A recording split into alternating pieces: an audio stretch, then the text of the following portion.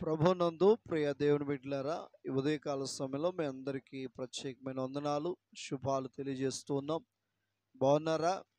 మీరందరూ బాగున్నారని విశ్వసిస్తూ మీ కొరకు అనుదిన ప్రార్థనలో ప్రార్థిస్తూ ఉన్నాం. మరి ప్రియ దేవుని బిడ్డలారా, చాలామంది అనారోగ్యంతో బాధపడుతున్నారు. ఎందుకంటే ఇప్పటి నుంచి మళ్ళా జ్వరాలు ప్రారంభించబడి మరి టైఫాయిడ్ ఇలాంటివి వస్తూ ఉన్నాయి. మరి జాగ్రత్త కలిగి ఉండండి. దేవుడు విడిచిపెట్టే దేవుడు కాదు. చూడండి ఏం చెప్తుందో లేఖనము. యెషయా గ్రంథం 57వ అధ్యాయం 18వ వచనం.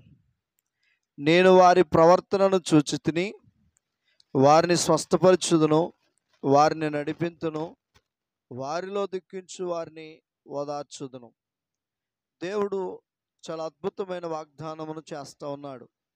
మొట్టమొదటిగా నేను వారి ప్రవర్తనను చూచి తిని, అంటే నీ ప్రవర్తన మారింది, నీలో ప్రవర్తన మారింది. ఎప్పుడైతే నీలో ప్రవర్తన మారిందో అప్పుడంట ఆయన చూచి ఏం చేశాడంట? స్వస్థపరచుదును, వారిని నీకు స్వస్థత కావాలంటే నీలో నీ ప్రవర్తనలో మార్పు రావాలి. నీలో నీ ప్రవర్తనలో మార్పు వచ్చినప్పుడు దేవుడు స్పష్టంగా స్వస్థపరుస్తాను అన్నాడు. తర్వాత వారిని నడిపింతును, స్వస్థపరిచిన ఆయనే తిరిగి వారిని నడిపిస్తాను అని చెప్తున్నాడు. ప్రియమిత్రులారా, వారిలో దుఃఖించు వారిని ఓదారుస్తాను అని వాగ్దానం చేస్తూ ఉన్నాడు.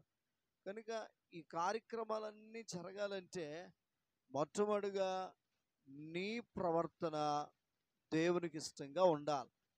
ఎప్పుడైతే హిజ్కియా ప్రవర్తన దేవునికి ఇష్టంగా ఉందో అప్పుడు హిజ్కియాను స్వస్థపరిచాడు, నడిపించాడు, ఆ దుఃఖముల నుండి ఓదార్చాడు.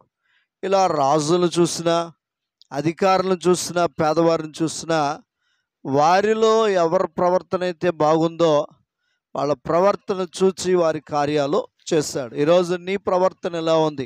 రోగం వచ్చింది, దేవుడు స్వస్థపరచట్లేదు, వ్యాధి వచ్చింది, బాగు చేయట్లేదని బాధపడకు. ప్రవర్తన మార్చుకో, దేవుని హస్తం నీ మీదకి వస్తుంది, నిన్ను బాగు చేస్తుంది. కళ్ళు మూసుకుందాం.